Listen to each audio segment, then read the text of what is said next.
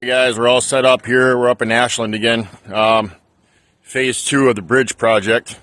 I'll show you what we're doing today here, but you can see that the underneath of this bridge is all disintegrated. So we're gonna, these boards are set right to the bottom of the bridge, so that'll be our corner. We can make a nice corner again on the whole edge of this bridge. And we got this side and then the other side to do today, but I'll show you what we did last week. The whole corner, all the way down here, and the underneath. This one was pretty wide too. You see how far back in it went. So we filled it all in and made it look good again. And that's all with a monolithic bond.